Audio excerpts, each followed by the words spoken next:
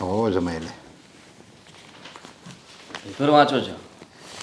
એ શું કરું બીજું, આ મારા ઘરની તો એ મગજમારી છે ને કે હું સમજી શકું છું કે ઘરમાં અબોલા ચાલી રહ્યા છે અને આ તો ખોટું કહેવાય ને. મતલબ કે આ બંને દીકરીઓ મોટી થઈ ગઈ છે, એક જમાઈ છે તમારા, છતાં પણ આ બા આવી વાત કરે એ સારું થોડી કહેવાય. બા નથી સમજતા એ તો વાંધો છે. હવે આ ઉંમરે એને એ નથી ખબર પડતી કે જે આપણે જે ભગવાને આપ્યું હોય ને એનો સ્વીકાર કરવાનો હોય, એમાં છે ને આપણે કાંઈ લેખ ન મારવાનો હોય. અને જો ભગવાને દીકરો દેવાનો જ હોય ને તો એ પહેલાં ખોળે દીકરો ન આપી દે. આ લગ્નને અમારા કેટલા 20-25 વર્ષ થઈ ગયા છે, તો એ દીકરો ન આપી દે 25 વર્ષમાં. પણ હવે ખબર છે નથી આપણે દીકરો તો નથી દીકરો, હવે એમાં થઈ શું ગયું. અને તમે જમાય છે ને એ દીકરા જેવા જ કહેવાય, એ આ બા નથી સમજતા. કદાચ નિસંતાન હોઈએ અને કદાચ એ વાત કરતા હોય તો સમજાય એકવાર. હા, પણ તમારે તો બબ્બે દીકરીઓ છે અને એક જમાય, હા 3 જણા તો અમે છીએ. પછી મારા વિચાર પ્રમાણે તો આ બાને આવું ન કરવું જોઈએ. અને સાસુમાં પણ એમની સાથે બોલવાનું બંધ કરી દીધું છે. પણ એ બોલો મેણા ટોણા રોજ બા મારે ને એટલે આણે શું જે તમારે હાવું એ શું કીધું કે તમારે છે ને મને નહીં બોલાવવાની. ત્યાં બાએ હોતે ને કીધું તો તારે મને નહીં બોલાવવાની. હવે એ બે બૈરાઓ હવે આ મારા બા અને ઓલી મારી પત્ની, હવે એમાં મારે શું સમજવું? બે એકબીજાને જ બોલતા લ્યો.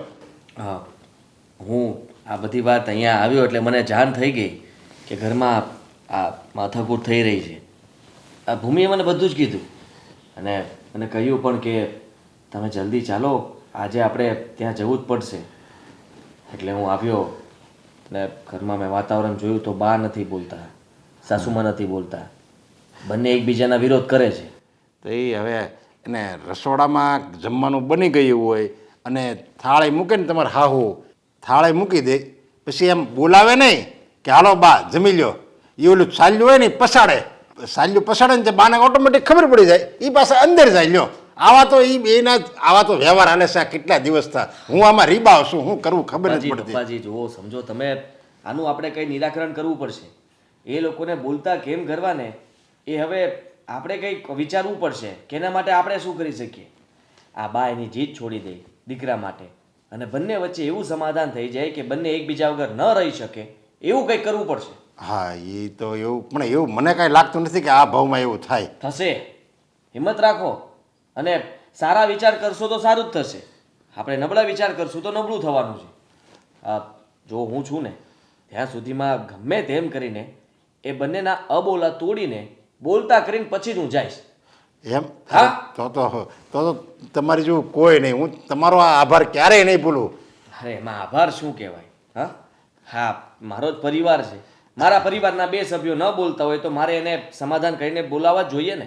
હા એ તમારી વાત બરાબર છે. અરે મેં તો બાને હોતને કેટલી વાર કીધું છે સમજ્યા. અરે મેં કીધું લોકોને તો એક દીકરો હોય, આપણે તો 2 દીકરી છે અને એક આપણે આ દીકરો ને હજી એક આપણે જમાઈ ગોતવાના છીએ. તે 2 દીકરા અને 2 દીકરીઓ છે, આપણે તો ભાગશાળી છીએ એમ હોતે ને કીધું તો એ બા જમાઈને પાછા દીકરો માનવા તૈયાર નથી. સાચી વાત છે તમારી. આપણે થોડું ખોટું બોલવું પડશે. ખોટું બોલવું પડશે એટલે પણ આમ કોઈને ખરાબ લાગે એવું ખોટું? ના ના ના ના ના, ખરાબ લાગે એવું નહીં. આ સાસુમાના મોઢે કહેવાનું કે બા બધું ભૂલી ગયા છે અને તમારા વખાણ કરે છે. હા ઠેક. હા હા હા હા. અરે એ તો બોલાય, એમાં શું વાંધો? જો આ ઘરમાં જો શાંતિ થતી હોય ને તો એક નહીં હું 10 ખોટા બોલવા તૈયાર છું. બરાબર છે. એવી જ રીતે બા પાસે જઈને આપણે કહેવાનું કે મારા સાસુમાં એકલા એકલા રડતા હતા અને વિચારતા હતા કે બા સાથે હું નથી બોલી શકતી, એના માટે થઈને મને બહુ દુઃખ થાય છે, પણ હું બાને બોલાવીશ તો નહીં જ, મને બહુ દુઃખ લાગ્યું છે.